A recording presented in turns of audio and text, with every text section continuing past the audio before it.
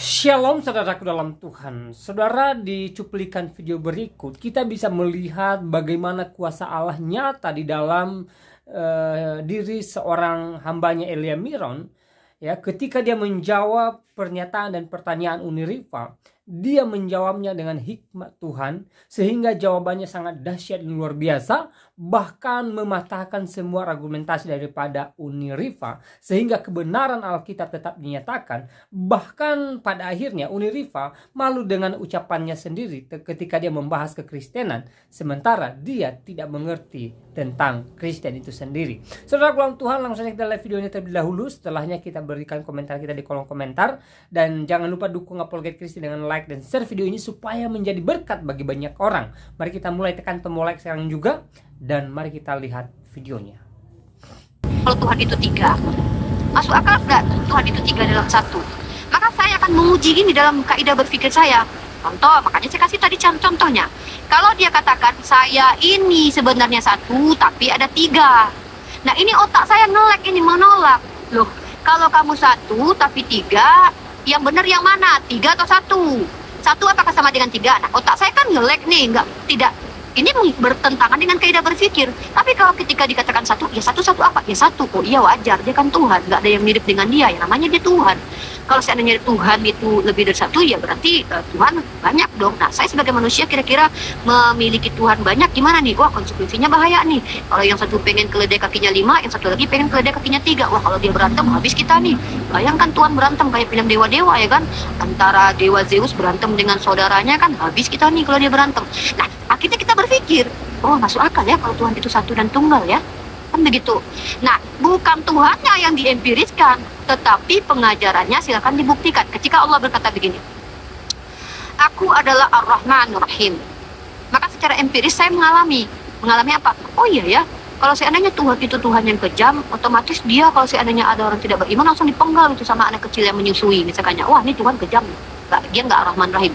Tapi Tuhannya Ar-Rahman Ar-Rahim itu adalah ketika ada orang kafir nggak langsung dimatikan, tapi dikasih dulu ilmu, diutus nabi kepadanya, diutus rasul kepadanya, diperingati. Wah, ini bentuk rahmat Tuhan.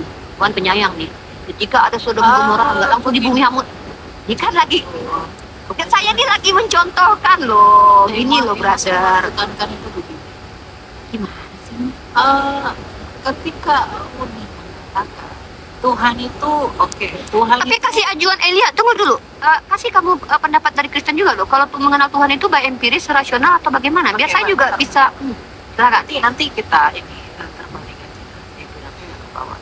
Gini, Anda mengatakan bahwa Tuhan itu tidak beyond logic. Nah, Kok Tuhan tidak beyond logic? Gimana sih? Tuhan itu beyond logic. Pengajarannya itu logik. Itu sih, iya. mana sih? Kan saya tadi bilang Tuhan itu beyond logic. Ya. Tuhan beyond logic. Lalu mengatakan pengajarannya Logik. Oke. Bukan logik. Dengar ya. Tuhan itu beyond logic, melampaui akal. Pengajarannya itu logik. Logik. Oke, logik ya. Kalau pengajarannya mengenai dirinya sendiri dan beyond logic, mungkinkah kamu melogikkan pengajarannya sendiri mengenai dirinya yang beyond logic? Kok melogikkan dirinya? Gimana sih ini? Ini dengar coba Gini. Santai. Tadi kan Anda itu berbicara tentang dirinya lah yang satu lah, bla bla bla. Jadi kalau Uni mengatakan bahwa Yahudi tidak menerima Yesus sebagai Mesias, yang menulis kitab suci ini orang-orang Yahudi. Paulus, rabi Yahudi. Kurang apa Paulus, anak dari murid dari Rabban Gamaliel, seorang yang begitu cerdas. Ya, jadi kalau dikatakan Yesus tidak dianggap Mesias oleh orang Yahudi, itu penafsiran yang tidak benar.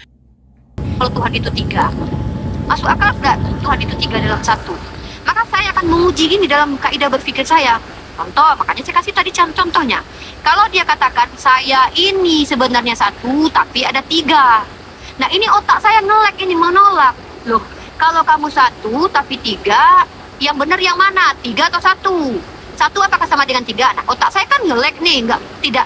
ini bertentangan dengan kaidah berpikir. Tapi kalau ketika dikatakan satu, ya satu apa? Ya satu. Oh iya, wajar, dia kan Tuhan, nggak ada yang mirip dengan dia, yang namanya dia Tuhan. Kalau seandainya Tuhan itu lebih dari satu, ya berarti Tuhan banyak dong. Nah, saya sebagai manusia kira-kira memiliki Tuhan banyak gimana nih? Wah, konsekuensinya bahaya nih. Kalau yang satu pengen keledai kakinya 5, yang satu lagi pengen keledai kakinya 3. Wah, kalau dia berantem habis kita nih. Bayangkan Tuhan berantem kayak film dewa-dewa ya kan? Antara dewa Zeus berantem dengan saudaranya kan, habis kita nih kalau dia berantem. Nah, akhirnya kita berpikir, oh masuk akal ya kalau Tuhan itu satu dan tunggal ya. Kan begitu. Nah, bukan Tuhannya yang diempiriskan, tetapi pengajarannya silakan dibuktikan. Ketika Allah berkata begini, Aku adalah Ar-Rahman Ar-Rahim, maka secara empiris saya mengalami apa? Oh iya ya, kalau seandainya Tuhan itu Tuhan yang kejam, otomatis dia kalau seandainya ada orang tidak beriman langsung dipenggal itu sama anak kecil yang menyusui misalkannya. Wah, ini Tuhan kejam, dia nggak Ar-Rahman Rahim. Tapi Tuhannya Ar-Rahman Rahim itu adalah ketika ada orang kafir langsung dimatikan, tapi dikasih dulu ilmu, diutus nabi kepadanya, diutus rasul kepadanya, diperingati, wah ini bentuk rahmat Tuhan, Tuhan penyayang nih. Ketika ada Sodom Gomora nggak langsung di bumi hamut. Ini kan lagi, kan saya ini lagi mencontohkan loh, ini loh brother. Kan itu begini. Gimana sih? Ketika Uni mengatakan Tuhan itu oke, Tuhan Tapi itu kasih ajuan Elia, tunggu dulu. Kasih kamu pendapat dari Kristen juga loh. Kalau mengenal Tuhan itu by empiris, rasional atau bagaimana? Biar Oke, saya juga baik. bisa. Silakan. nanti kita ini terbalik aja nanti bilang ke bawah. Gini, Anda mengatakan bahwa Tuhan itu tidak beyond logic. Nah, Kok Tuhan tidak beyond logic? Gimana sih? Tuhan itu beyond logic. Pengajarannya itu logik. Itu sih, iya. mana sih? Kan saya tadi bilang Tuhan itu beyond logic. Ya. Tuhan beyond logic. Lalu mengatakan pengajarannya Logik. Oke. Bukan logic. Dengar ya. Tuhan itu beyond logic, melampaui akal. Pengajarannya itu logik. Logik. Oke, logik ya. Kalau pengajarannya mengenai dirinya sendiri dan beyond logic, mungkinkah kamu melogikkan pengajarannya sendiri mengenai dirinya yang beyond logic? Kok melogikkan dirinya? Gimana sih ini? Ini dengar coba Pak. Gini. Santai. Tadi kan Anda itu berbicara tentang dirinya lah yang satu lah, bla bla bla bla. Itu pengajarannya, karena dia kan gini, dia itu mengajari manusia bukan monyet ya. Kalau dia ajari manusia, maka manusia itu karena yang membedakan manusia dengan monyet adalah akal. Saya kasih sketsa nih. Biar ada. Ini tunggu, biar tangkap poin saya dulu ya. Saya ulangi ya, ini saya ulangi sekali lagi loh ya. Nanti baru patahkan argumen saya, baru masukkan argumenmu yang benar ya. Itu namanya diskusi, edukasi. Saya katakan tentang Tuhan itu beyond logic. Ya, tentang Tuhan itu jangan dipotek-potek. Oh, sifatnya Tuhan. Oh, zatnya Tuhan. Oh, tubuhnya Tuhan. Bukan begitu. Yang disebut dengan Tuhan itu, entitas yang disebut dengan Tuhan adalah zat Allah dan sifatnya dan segala yang ada pada dirinya. Jadi itu tidak terlogikakan, ya, tidak terlogikakan. Ya, tetapi ketika Tuhan mengajarkan bahwa Dia memiliki sifat tunggal, itu artinya ada pengajaran. Maka pengajaran ini harus logik. Kenapa? Karena dia bukan ngajarin monyet yang tak berakal, tapi dia mengajarkan manusia yang berakal. Ketika dia mengatakan dia satu dalam tiga dalam satu, ini bertentangan dengan akal. Ya, kenapa? Karena ketika dikatakan 3 dalam 1, 1 dalam 3, ini sama sekali adalah pengajaran yang unlogic. Bukan beyond logic, tapi unlogic, bertentangan dengan akal. 1 tidaklah 3, 3 tidaklah 1. Nggak mungkin lingkaran itu pada saat bersamaan adalah segitiga. Tidak mungkin laki-laki pada saat bersamaan adalah perempuan, kecuali transgender. Nah, maka Tuhan mengajarkan bahwa Tuhan memiliki sifat tunggal. Maka ketika kita menerima apa definisi tunggal, kita ambil tunggal. Tunggal ya tunggal, satu ya satu. Nggak ada tunggal itu adalah tiga. Tiga itu adalah tunggal. Maka pengajaran ini harus logik. Kenapa? Karena Tuhan mengajarkan manusia yang punya logika. Ketika Tuhan mengajarkan manusia yang punya akal, tapi pengajarannya itu membantahi akal, artinya Tuhan sedang menghina manusia.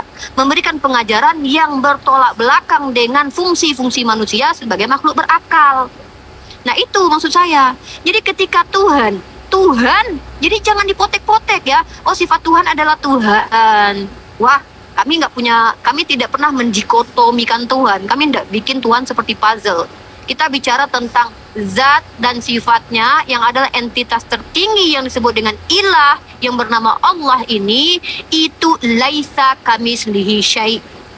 Dengar ya, laisa kamislihi syai' artinya beyond logic, tak ternalar. Tapi ketika yang laisa kamislihi syai' ini berkata bahwa aku punya sifat tunggal, maka pengajaran tunggal ini tak akan bertentangan dengan akal dan logika. Apa definisi tunggal? Satu-satunya. Tidak ada yang lain. Tidak ada lebih daripada satu sama dengan tiga, tiga sama dengan satu. Kalau ada yang dikatakan aku tunggal, tapi ternyata tunggalku adalah tiga, tiga adalah tunggal, ini Tuhan sedang memijak-mijak logika manusia. Ini ibarat kata anak umur 5 tahun dipaksa mempelajari skripsi ini. Ya, aduh nggak sanggup, nggak mungkin, 3-1 maksudnya apa, 3 ya 3, 1 ya 1 gitu. Nah jadi tolong ya, entitas yang disebut dengan Tuhan itu beyond logic, tapi pengajarannya itu logik. Ya mungkin silakan. Oke, gedein saya dong. Besarkan dia. Oke. Ya.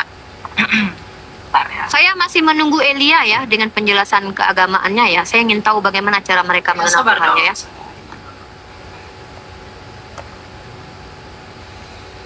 Oke.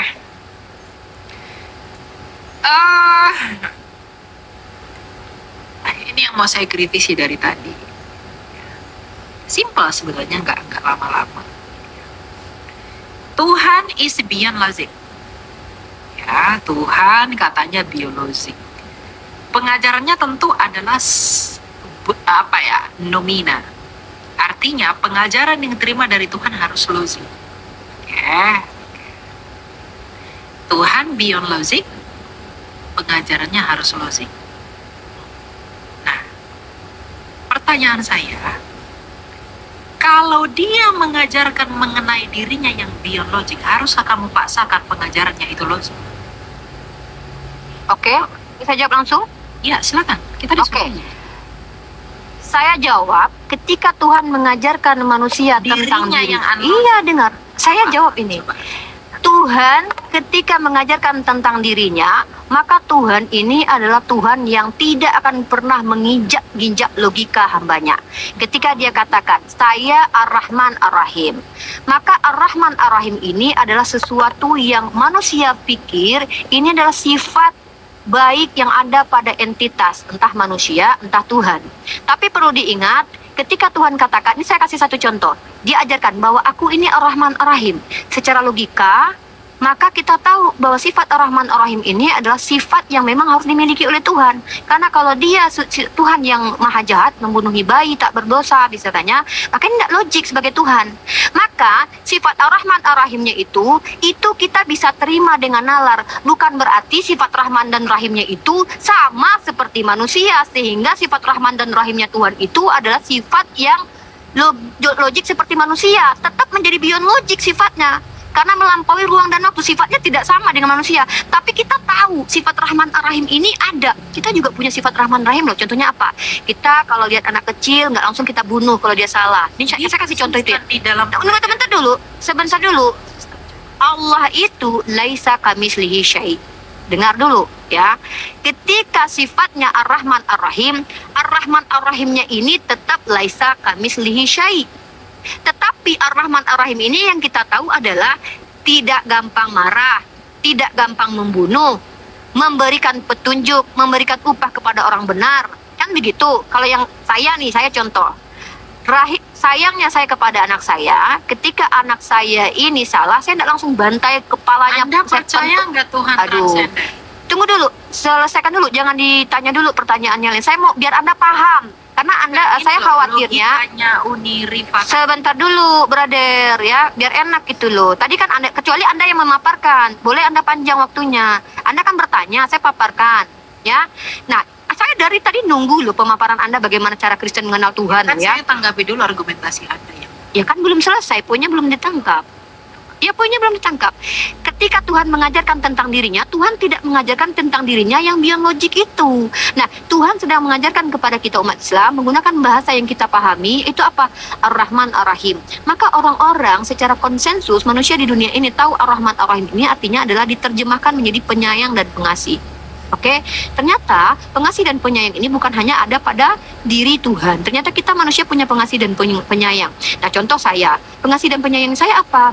Anak saya kecil, umur 3 tahun.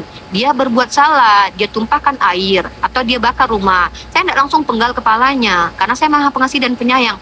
Maka ketika kita berpikir, Tuhan juga punya loh pengasih dan penyayang, sama nggak? Tetap sifatnya itu laisa kamitslihi syai'un, melampaui ruang dan waktu, tapi masih bisa ternalar. Oh, nggak mungkin dong Tuhan, kalau ada manusia berdosa, langsung diwariskan dosanya, atau anak kecil yang menyusui dipenggal sama Tuhan.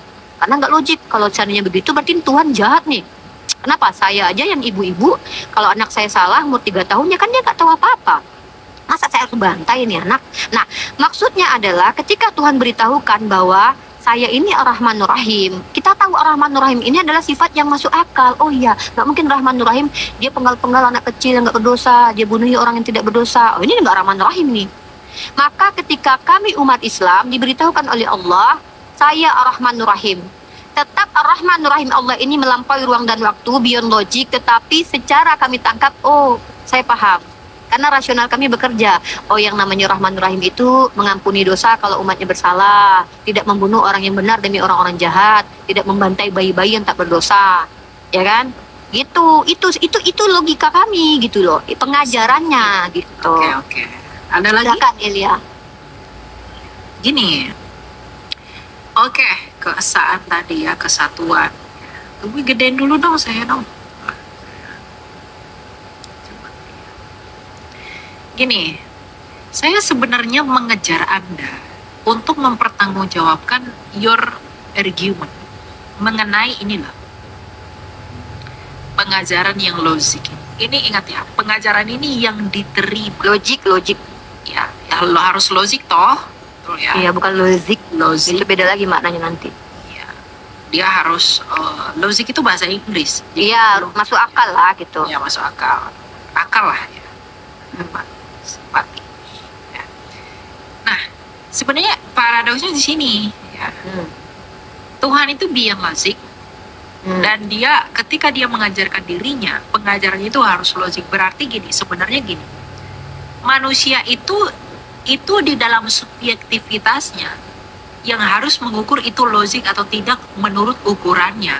Karena apa yang keluar dari diri Tuhan yang beyond logik itu pasti beyond logik.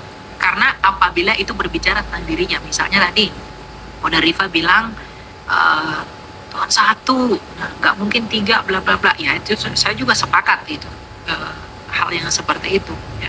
Nggak ada satu. Sepakat apa nih? Tunggu dulu, sepakat apa nih? Saya nggak tahu sepakatnya saya apa. sepakat bahwa 1 itu bukan 3, 3 itu bukan 1. Tapi yang mau saya tekankan itu begini. Ketika Anda tadi berbicara tentang angka, kalau you percaya bahwa Tuhan transenden, Tuhan itu satu, itu berkaitan dengan logika tadi ya, yang Anda katakan harus logik pengajarannya 1 bukanlah 3, 3 bukanlah 1. Saya mau tagih Anda tentang parameter yang Anda harus gunakan untuk mengukur transcendentity dari Allah. Tuhan itu transenden. Dia itu transenden dalam pengertian dia memenuhi segala ruang dan waktu. Ketika dia bereksistensi dimanapun, esensinya turut mengikutinya. Ketika dia hadir di dalam 1000 tempat secara bersamaan, apakah Tuhan itu bukan lagi satu? Yang satu itu yang Anda masukkan sebagai apanya? Esensinya atau eksistensinya? Dan mungkinkah eksistensi? Itu ya. Dan kalau Tuhan itu hadir di dalam eksistensi atau esensinya, dan mungkin nggak Tuhan itu bereksistensi tanpa esensinya? Kalau nanti dikatakan itu hanya eksisten, coba. Jadi satu dalam apanya dulu tuh, coba. Siap. Kita bahas eksistensi dan esensi dulu ya guys. Eksistensi, keberadaan Tuhan. Ya, kita bicara tentang keberadaan Tuhan. Lalu esensi, Elia mengatakan ketika Tuhan itu eksis, dia eksis dengan esensinya. Maka esensi Tuhan itu apa? Esensi Tuhan itu tidak ada manusia yang tahu kecuali dia yang kasih tahu. kecuali ada manusia yang ketemu Tuhan lalu dia toel Tuhan dan udah tahu, oh ini esensi Tuhan ini berbulu, wah Tuhan ini ternyata berkulit. Nah, tapi kalau Allah Subhanahu wa taala, esensi Allah itu dia nyatakan kepada kami. Apa esensinya Allah? Laisa kamislihi syai'. Itu esensi Allah dulu ya. Ya. Itu dulu, pahami dulu. Lalu Allah Subhanahu wa taala itu adalah Tuhan yang dia nyatakan bahwa dia ahad. Satu. Apanya yang satu? Apanya yang satu? Allah adalah Tuhan yang memiliki zat dan sifatnya. Dia dikatakan Tuhan kenapa? Karena dia adalah entitas yang dia adalah zat dan sifatnya yang melampaui ruang dan waktu, yang melingkupi ruang dan waktu. Nah, dia satu-satunya yang tunggal, yang tidak ada lagi semisal dengan dia, tidak ada yang serupa dengan dia. Itulah kenapa saya katakan dia tunggal, satu-satunya ilah.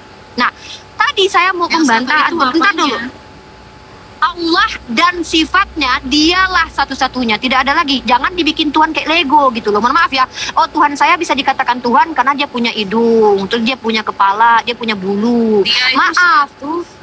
Yang satu itu Unirifa, oke. Unirifa ini bisa dikatakan Unirifa adalah jasadnya dan sifatnya dan roh di dalam dirinya. Kalau Unirifa jasadnya saja dikatakan mayat. Kalau Unirifa rohnya saja dikatakan roh gentayangan. Ini makhluk. Allah bukanlah makhluk sehingga memiliki dikotomi. Karena saya katakan Allah laisa kamitslihi syai'un. Ketika apanya? Allah Tuhan itu yang satu. Nggak ada ceritanya. Oh, yang satu cuma sifatnya doang. Yang satu cuma zatnya saja. Dari apa? Tuhan itu apa? Anda mengenalnya dari apa? Dari Al-Quran dong. Billy diam dulu biar saya. Anda mengenalinya dari apa? Saya mengenalinya dari Al-Quran. Al-Quran katakan bahwa dia adalah entitas satu-satunya yang laisa kamitslihi syai'un. Artinya tidak ada yang mirip dengan dia. Oh, seandainya dia mirip manusia, ada Tuhan. Wah, dia ternyata berhidung. Hidungnya lubangnya dua kayak. Berarti dia bukan Tuhan. Kenapa? Mirip hidungnya dengan hidung manusia. Allah esensinya laisa kamitslihi syai'. Dengar dulu ya, jangan dipotong dulu. Nah, kemudian tadi Elia bilang kalau Tuhan itu eksis, maka eksis dengan esensinya, betul ya? Tapi coba saya tanya, ketika Yesus eksis, apakah esensinya adalah Tuhan? Jawab. Keilahiannya nggak pernah berpisah dari pribadinya. Esensinya adalah Tuhan, betul? Esensinya adalah Allah. Oke. Tuhan itu benar. Apakah esensinya Yesus dan Bapa sama? Sama. Oke. Apakah Bapa separuh manusia, separuh Tuhan? Oh tidak. Ya udah, beda esensinya sudah. Esensi yang sama kan dalam keilahian yang bertalian. Apanya yang ilahi di diri Yesus? Pribadinya. Loh. Ya, apanya yang ilahi di diri Yesus? Anda kan tanya pribadi. Anda kan tanya Loh, esensi itu adalah bukan cuma dipotek-potek kulit, bulu, dipisah dengan sifat, brother. Esensi itu adalah keseluruhan. Esensi bebek apa? Oh, bebek kaki dua. Oh, nggak bisa. Ayam juga kaki dua. Ya. Kita buka definisi ya. Biar dibuat. Silakan. Jadi esensi Yesus itu Tuhan yang adalah bersifat manusia. Sorry ya, ini kita jujur-jujuran ya. Esensi Yesus adalah Tuhan yang kemanusia-manusiaan atau manusia ketuhan-tuhanan. Esensi Bapa adalah full Tuhan roh. Tidak ada sifat manusianya. Namanya aja. Yesus itu udah merujuk ke Dimit dulu, brother. Kores dimit dulu. Dari namanya aja. Yesus. Dari nama? Iya. Dari nama apa esensinya Yeshua? Kita pakai waktu aja deh. Biar enak. Udah pakai waktu timer aja, nggak apa-apa. Kita bahas esensi dulu ya, guys. Kita masuk ke esensi Tuhan. Assalamualaikum.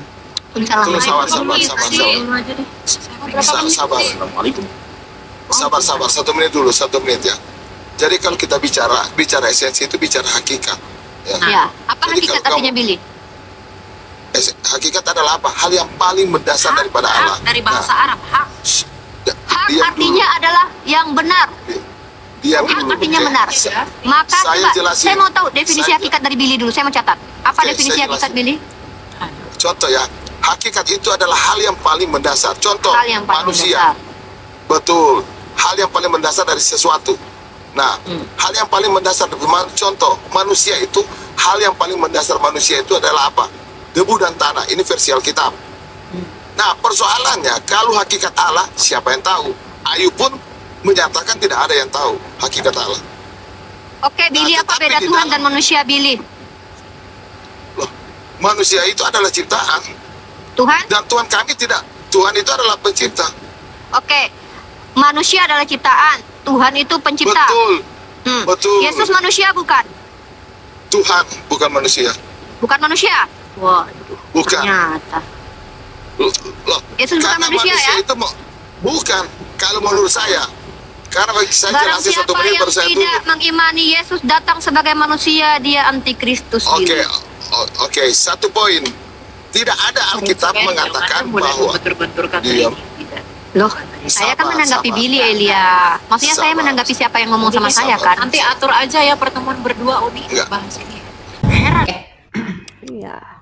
Oke, nah yang pertama ya, kalaupun memang Uni itu menganggap dirinya sebagai Yahudi, kemudian mengatakan Yesus itu tidaklah Mesias dalam pemahaman orang Yahudi, bukankah orang-orang Yohanes dan lain-lain itu orang Yahudi? Mengapa ia mengakui Yesus itu adalah orang sebagai Mesias? Orang yang dibaptis oleh Petrus 3.000 orang, apakah mereka bukan orang Yahudi? Sepertinya Uni ya tidak mengetahui hal ini ya.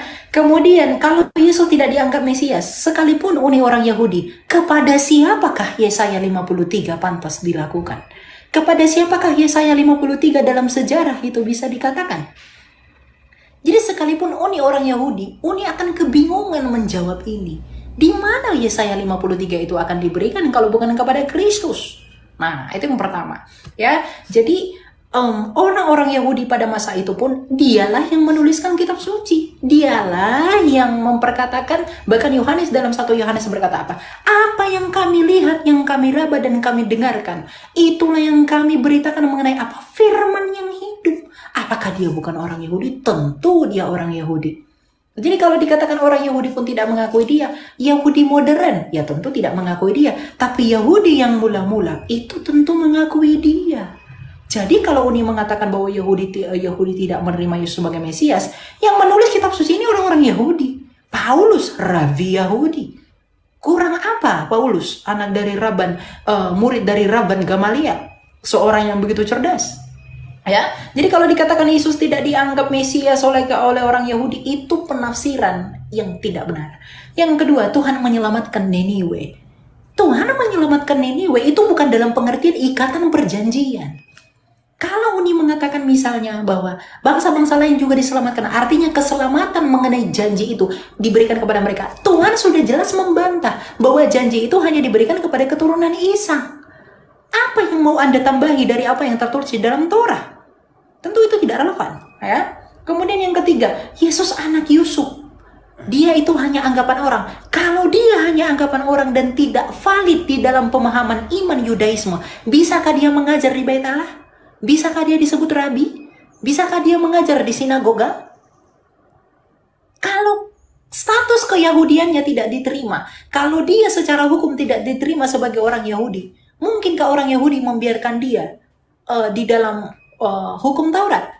Mungkinkah orang Yahudi menerapkan Taurat kepada dia? Kalau Uni ada waktu pergi jalan-jalan ke Israel, di sana Uni pergi, orang Yahudi pun tidak akan menerapkan 613 misbot kepada Uni, karena Uni bukan bangsa Israel. Tapi Yesus dalam Galatia 4 ayat 4 takluk kepada itu semua. Oleh karena kesempurnaannya itulah dia layak menjadi Mesias. Nah, kemudian ada beberapa hal, semua pertanyaan saya itu tidak ada yang Uni jawab. Dalam pengertian yang pertama, ya, di mana keimanan Uni bisa dibenarkan dalam diskusi ini? Kalau Uni mengatakan kami yang mewarisi janji itu, oke, janji itu tandanya apa? Tanda sunat. Sunat itu menurut Misfot dan kesetiaan kepada Taurat itu usia 8 hari. Pertanyaan saya, keimanan Uni disunat pada usia berapa hari?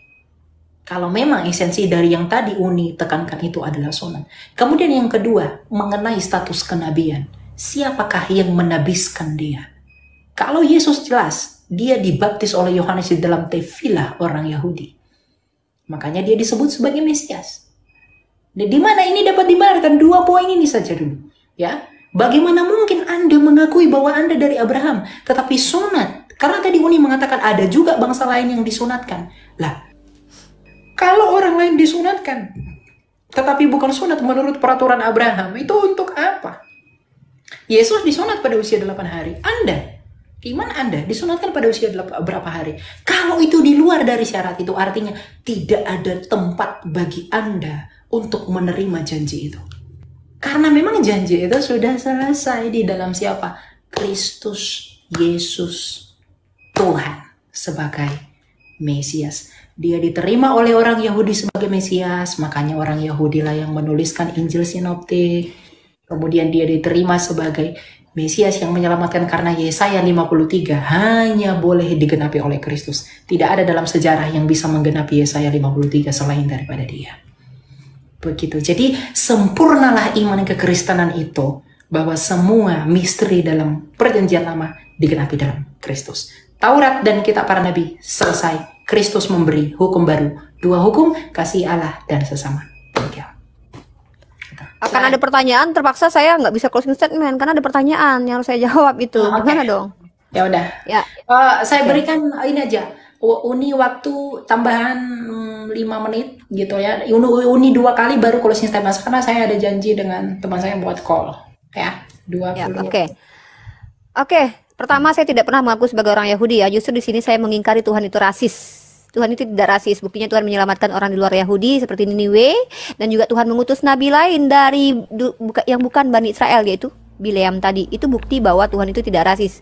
Tuhan Bani Israel ya, bukan Tuhannya Elia ya. Tuhan dalam perspektif Elia, sorry ya, berbeda sepertinya. Kemudian janji yang dimaksud itu janji apa sih, Dek? Kan Uni sudah bilang kitab Kejadian 17 itu janji bahwa akan diberikan tanah Kanaan kepada Bani Israel, itu betul.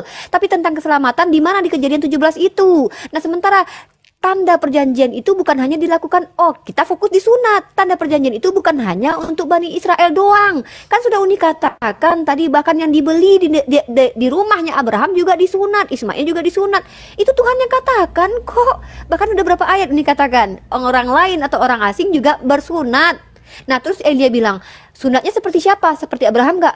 Emang Abraham sunat umur ke-8 apa? Hari ke-8? Enggak, Abraham itu udah tua ketika disunat.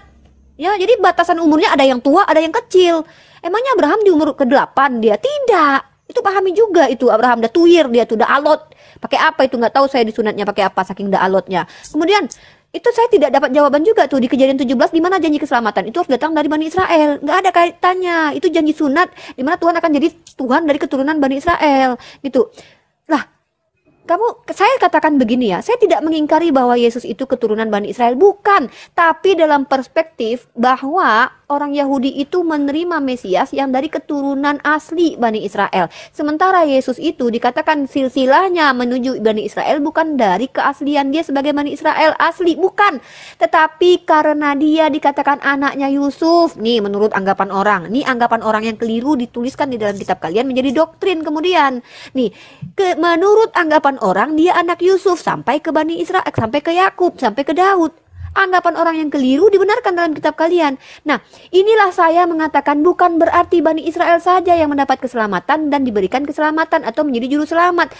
Kenapa? Karena Yesus yang bukan bapaknya Bani Israel, hanya ibunya Bani Israel pun diberikan kuasa menjadi nabi. Itu saya akui sebagai Mesias. Inilah perbedaan kita. Kamu bersama dengan Bani Israel, tapi kamu sama seperti Bani Israel, bahwa yang namanya nabi itu harus dari keturunan Bani Israel, pokoknya harus. Sementara kamu juga akui bahwa Yesus bukan anak kandung dari seorang laki-laki Israel, tapi anak tiri dari laki-laki Israel. Kamu percaya dalam Matius, kamu percaya dalam Lukas, silsilah dia bukan dari bapak kandungnya. Inilah kenapa Allah secara hikmah, kenapa Allah hadirkan Nabi Isa tidak punya bapak, untuk membantah kesukuan ini, untuk membantah orang-orang rasis, membantah kebencian kepada satu kaum yang menganggap kaum mereka lebih hebat, lebih superpower daripada yang lain. Inilah Bani Yahudi. Orang-orang Yahudi bukan hanya sekedar tegar tengkuk. Lalu kamu bilang kamu percaya kepada Paulus. Inilah herannya saya dengan kamu. Saya lebih mengikuti Yesus. Kata Yesus apa? Hati-hati dengan ragi Farisi, kaum munafik. Kamu percaya kepada Farisi yang Yesus peringatkan kepada murid-muridnya, hati-hati dengan Farisi munafik. Dan kamu menganggap perkataan Paulus itu benar. ketika dia mengaku bertemu dengan Yesus. Inilah ngerinya kalian gitu loh. Secara asumsi teologi silakan kamu benarkan Yesus itu keturunan Israel, bahkan silsilahnya bisa saya bantai, itu tidak benar karena banyak penghilangan nama orang di situ. Dipaksakan bahwa Yesus adalah keturunan dari Daud, sementara bergejolak tentang siapa Yesus menurut orang Yahudi pada zaman itu yang bukan tertulis dalam kitab kalian yang mengaku Yahudi. Dia dikatakan anak hasil zina dengan Patera. Dalam Islam juga dikatakan bahwa Nabi Isa dituduh sebagai anak zina pada waktu itu. Nah, oke, saya fokus ke dalam Al-Quran. Esensi wahyu, sudah saya katakan, kata wahyu itu hanya muncul dalam Al-Quran, sayang. Dari kata waha. Dari esensi wahyu adalah komunikasi Tuhan dengan hambanya yang disebut dengan nabi atau rasul, di mana mereka diperintahkan, kalau nabi untuk dirinya sendiri, kalau rasul untuk umatnya. Untuk apa? Memberitakan firman Tuhan. Itu esensi wahyu, nggak ada janji-janji begitu. Ya, walaupun kalau kita pakai bahasa Bible itu janji Tuhan. Kembali saya katakan, janji Tuhan itu bukan janji karena rasisnya Tuhan. Bukan janji karena Tuhan itu memilah-milah siapa yang dia kehendaki untuk dipilih, siapa. Bukan. Tapi janji Tuhan itu kepada Bani Israel, karena Bani Israel ini tegar tengkuk, harus ditetapkan janji kepada mereka. Mereka adalah umat tegar tengkuk baik di kitab saya ataupun di kitab kamu. Mereka sering mengingkari apa yang Musa bawa. Makanya mereka dibuat perjanjian, diangkat buku Tursina di hadapan mereka, maka mereka harus memenuhi janji yang mereka berikan, Tuhan berikan kepada mereka, baru Tuhan penuhi janji kepada mereka. Saya bacakan tadi ayatnya di mana? Di dalam kitab, Masya Allah, terima kasih Bang alumni ya, ada meong itu ya. Nah, dalam kitab Raja-Raja sudah saya katakan dan kamu tidak bahas, kamu bilang masalah moral. Jelas di sini dikatakan, setiap Bani Israel harus menjalankan perintah hukum Torah supaya kerajaan Israel tetap. Kenapa kerajaan Israel tetap sampai ke Yesus sementara Bani Israel sangat mengingkari mereka? Sekarang Uni closing. Jadi closing statement saya. Dalam Islam jelas kata wahyu itu hanya ada di dalam Al-Quran kami. Esensi wahyu secara definisi baik etimologi, terminologi ataupun aksiologi itu adalah firman kehendak Tuhan yang diberikan kepada Nabi dan Rasulnya untuk diberikan kepada umatnya, baik itu perintah, larangan, janji, ataupun informasi. Itulah yang disebut dengan wahyu dalam perspektif Islam. Dari mana sumbernya? Cek KBBI. Wahyu sendiri adalah informasi Tuhan, komunikasi Tuhan dengan para nabinya. Nah, janji adalah salah satu bagian wahyu. Itu dalam Islam ya. Sorry. Ya, oke, saya katakan ya. Lanjut. Ya, jadi teman-teman harus paham ya. Wahyu itu hanya ada dalam bahasa Arab dalam Al-Quran, teman-teman ya. Saya sudah katakan dalam Al-Quran. Jadi yang berhak menjelaskan wahyu itu justru seharusnya orang Islam, karena orang Islam yang memiliki frasa wahyu itu. Padanan katanya dalam bahasa Ibrani adalah khazon. Silahkan Elia jelaskan definisi khazon atau apapun itu. Janji Tuhan adalah salah satu dari pewahyuan. Jadi bukan hanya janji saja wahyu itu. Wahyu itu ada perintah Tuhan, ada larangan Tuhan, ada informasi Tuhan terkait apa-apa yang ingin Tuhan sampaikan. Contoh kalau kita lihat firman Tuhan di dalam hati pun ada di dalam kitab Torah Musa. Apakah itu wahyu atau tidak? Ketika Tuhan berfirman di dalam hati, ditulis dalam kitab Torah, 5 kitab Musa. Apakah itu janji? Tidak. Jadi kita tidak bisa diikat dengan apa yang Elia mau, yaitu esensi wahyu hanya janji. No. Lebih luas wahyu itu adalah kehendak Tuhan yang harus didengarkan hambanya melalui perantaraan nabinya. Itu dia wahyu, esensi wahyu ya. Jadi saya tidak sepakat dengan Elia bahwa wahyu itu hanya sekedar janji. No. Karena Tuhan tidak hanya berjanji. Tuhan memberikan perintah, Tuhan memberikan aturan, dan Tuhan memberikan hukuman. Menceritakan kisah-kisah orang terdahulu. Itu yang disebut dengan wahyu. Nah, setelah kita bahas tentang wahyu ini, mohon ke depan kita bahas bagaimana proses transmisi kitab suci kita secara ilmiah kita jabarkan menggunakan kaidah-kaidah keilmuan Elia. Itu yang sangat penting sebenarnya yang ingin saya bahas. Walaupun tidak tersentuh sama sekali pada malam kali ini. Begitu Elia, terima kasih. Oke. Ya, silakan di end, Uni. Ini nggak bisa di end kayaknya. Udah pakai aja, nanti diulang lagi. Jadi kamu sama. Aku nggak mau begitu. Aku orangnya sistematis. Saya nggak suka gitu. Itu bukan sistematis, konsisten. Kalau sistematis itu kan tetet gitu. Ya iya, justru itu harus sistematis namanya. Konsisten. Sistematis itu kan teratur dari awal sampai akhir seperti itu. Apa kaitannya timer dengan sistematis? Bentar dulu. Oke, lanjut. Oke, jadi karena ini memang adalah closing statement, saya mengikuti adab dalam berdiskusi ya. Karena ini mungkin terkesan seperti debat meskipun kita tidak tahu parliamentary-nya apa. Tapi ini yang mau saya sampaikan bahwa apapun yang tadi saya sampaikan, Uni itu berfokus kepada apa atau usahanya untuk membantah pendapat saya, tapi tidak bisa membenarkan apa yang menjadi iman mereka di dalam sudut pandang Taurat. Karena Taurat sudah jelas memberikan pandangan yang baku bahwa status kenabian, tentang perjanjian, dan lain-lain. Janji itu hanya diberikan bagi keturunan Isa. Kalau kita melihat di dalam Kejadian 12 ayat 1-3, di situ dikatakan bahwa Tuhan akan memberkati, dia akan menjadi berkat. Berkat apa itu? Berkat keselamatan yang dilakukan di dalam apa? Di dalam darah untuk pengampunan dosa. Makanya dalam Ibrani 9 ayat 22 dikatakan tidak ada penumpahan, tidak ada pengampunan dosa tanpa penumpahan darah. Inilah yang tidak dielaborasi oleh Unirifa, bahwa poin-poin ini sama sekali tidak ditegur. Poin-poin ini sama sekali tidak dipahami dalam artian apa.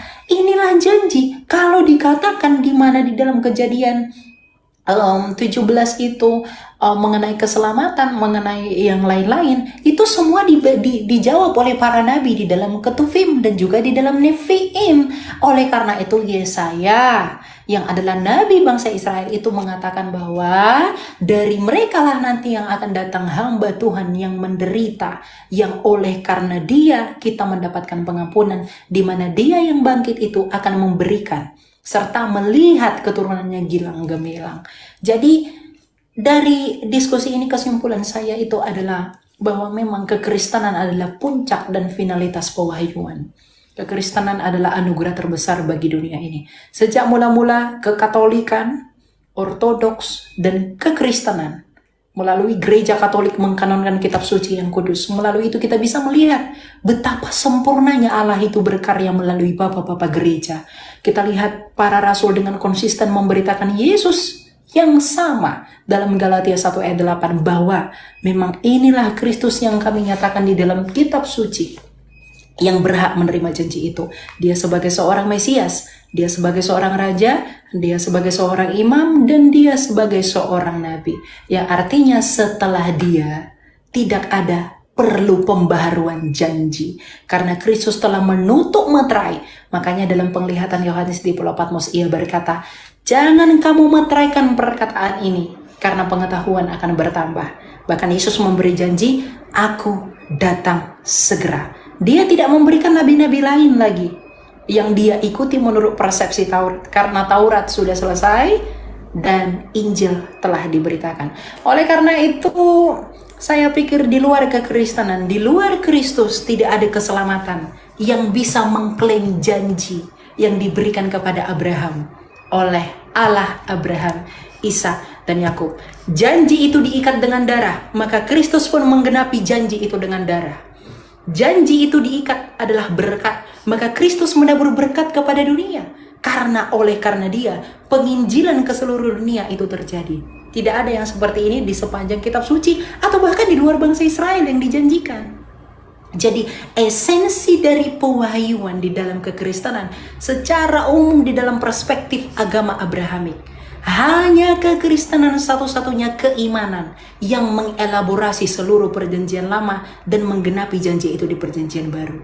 Itulah alasan kenapa gereja berdiri teguh sejak abad mula-mula sampai sekarang untuk senantiasa mewartakan kebenaran Injil dan keselamatan bagi seluruh dunia. Seperti yang dikatakan oleh Yesus dalam Yohanes 8 ayat 24-25, sebab jikalau kamu tidak percaya bahwa akulah dia, Mesias, ego eimi, kamu akan mati dalam dosamu. Datanglah dan percayalah pada Yesus, karena untuk apa engkau memiliki seluruh dunia tapi engkau tidak punya hidup? Sia-sialah semuanya itu. Maranatha, Tuhan memberkati. Jadi intinya bahwa hadirnya kitab suci dan surat-surat Paulus yang lazim disebut kitab perjanjian baru, yang seluruhnya ditulis oleh orang-orang Yahudi, itu menjadi bukti yang menegaskan bahwa orang-orang Yahudi mengakui tentang Yesus sebagai Mesias Sang Juru Selamat dan sebagai kegenapan janji sebagaimana yang dituliskan dalam kitab-kitab perjanjian lama. Oleh Unirifa dengan hambanya Elia Miron di video tadi, sangat luar biasa pembahasan yang mereka sampaikan. terutama apa yang disampaikan oleh hambanya Elia Miron. Dia menjelaskan tentang kebenaran Alkitab, dia menjelaskan tentang Yesus Kristus sebagai juru selamat, dan apa yang dia sampaikan saya katakan bahwa itu sangat luar biasa, sangat memberkati dan sangat Alkitabiah sekali. Nah, dalam Tuhan memang banyak hal yang disampaikan oleh Uni Riva untuk menyatakan bahwa Yesus bukan Tuhan dan banyak poin lainnya. Tetapi puji nama Tuhan, dengan hikmat Tuhan, hambanya Elia Miron ya menjawab dan mematahkan semua argumentasi daripada Uni Riva, sehingga kebenaran Alkitab tetap dinyatakan dan nama Tuhan senantiasa dipuji dan dimuliakan. Tentu ini bukan hanya sekedar pengetahuan atau ilmu pengetahuan daripada Elia Miron, tapi saya percaya bahwa Tuhan memakai hambanya Elia Miron untuk meluruskan pernyataan daripada Uni Riva dan juga menyatakan kebenaran, sehingga kebenaran Alkitab tetap nyata di atas permukaan dan kebenaran Alkitab tetap menjadi pedoman bagi orang percaya, khususnya orang Kristen. Sehingga ketika orang yang mendengarkan apa yang disampaikan oleh Uni Riva tidak langsung percaya begitu saja, tetapi dengan ada penjelasan dari Elia Miron, ya Elia Miron meluruskan apa yang disampaikan oleh Uni Riva, maka orang yang mendengarkan, ya terutama anak-anak Tuhan atau orang Kristen, ya imannya tidak mudah digoyahkan gitu loh ya. Sangat luar biasa ya penjelasan namanya Elia Miron di video tadi, tentunya memberikan kita pengertian bahwa kuasa Allah itu dahsyat dan sangat luar biasa. Nah, saudaraku dalam Tuhan, selebihnya seperti apa tanggapan saudara, silahkan tulis di kolom komentar ya. Tuliskan tanggapan yang baik, yang positif, terutama tanggapan yang memuji memuliakan nama Tuhan dan yang memberkati kita sekalian, dan tuliskan tanggapan atau komentar yang membuka wawasan kita bersama.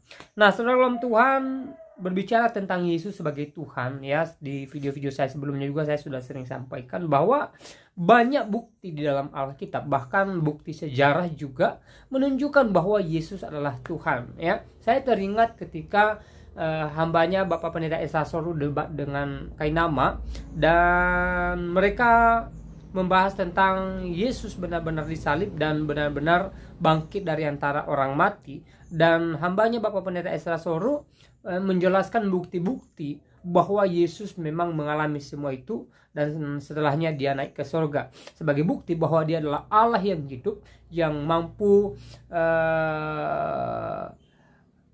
menyelamatkan umatnya ya, mampu membebaskan umatnya dari belenggu dosa dan mampu memberikan kemerdekaan atau kemenangan bagi orang percaya kepadanya.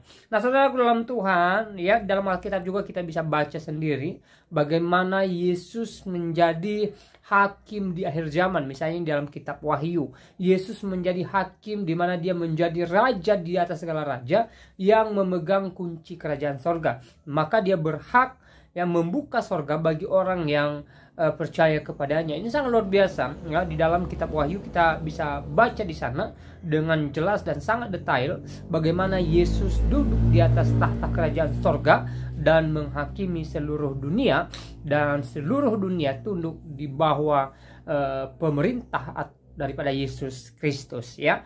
Nah, saudara dalam Tuhan, ketika dia datang ke dunia ini juga, dalam kitab Injil kita bisa melihat bagaimana kemudian Yesus memproklamirkan diri sebagai Tuhan yang melalui mujizat-mujizat yang dia lakukan, dan mujizatnya pun ya berasal dari dirinya sendiri. Ya, dia menyembuhkan orang sakit, ya memelekkan mata orang buta, bahkan membangkitkan orang mati dari kubur. Ini sangat luar biasa. Ya.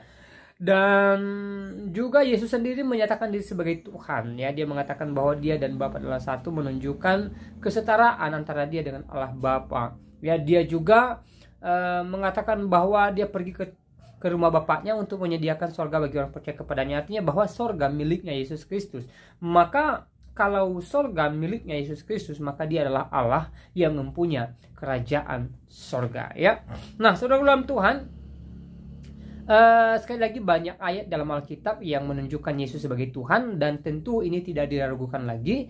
Dan satu pesan saya buat saudara, kalau saudara belajar tentang Yesus Kristus, jangan belajar dengan kitab-kitab di luar Alkitab ya. ada buku-buku di luar Alkitab yang memang menjelaskan tentang Yesus Kristus. Tetapi yang utama adalah kita harus berdasarkan Alkitab. Apa yang ditulis dalam Alkitab, itulah yang dinyatakan tentang Yesus Kristus. Itulah yang benar. Ya. Jadi saudara dalam Tuhan, dasar kita adalah Alkitab. Kalau kemudian ya kita belajar tentang Yesus Kristus dari buku lain selain Alkitab, maka ya begitu sulit kita mengerti tentang Yesus, bahkan mungkin kita tidak bisa menemukan siapa Yesus Kristus. Tapi ketika kita belajar tentang Yesus dari Alkitab, yaitu sumber aslinya, maka kita bisa menemukan bahwa Yesus adalah Tuhan dan Juru Selamat dalam kehidupan kita, dan Dia adalah Allah yang sejati, yang penuh kasih, yang menyelamatkan umatnya dari belenggu dosa. Nah, saudaraku dalam Tuhan, Elia Milan juga tadi di video tadi yang menjelaskan bahwa nama Yeshua aja adalah Sang Juru Selamat. Ini sangat luar biasa, ya. Menguatkan iman kita, membuat kita semakin teguh di dalam Tuhan Yesus Kristus. Nah, saudara dalam Tuhan, sekali lagi silakan tulis komentar saudara di kolom komentar. Tuliskan komentar yang baik, yang memberkati dan yang memuliakan Tuhan, serta komentar-komentar yang membuka wawasan kita, yang memberikan kita pengertian-pengertian baru tentang Alkitab. Nah, saudara dalam Tuhan, di kesempatan ini saya kembali ingatkan kita supaya kita tetap semangat menjalani hari-hari kita. Apapun yang sedang kita alami saat ini, apapun yang sedang kita gumuli, mari kita tetap percayakan kehidupan kita kepada Tuhan, percaya bahwa pertolongan Tuhan tidak pernah terlambat bagi kita.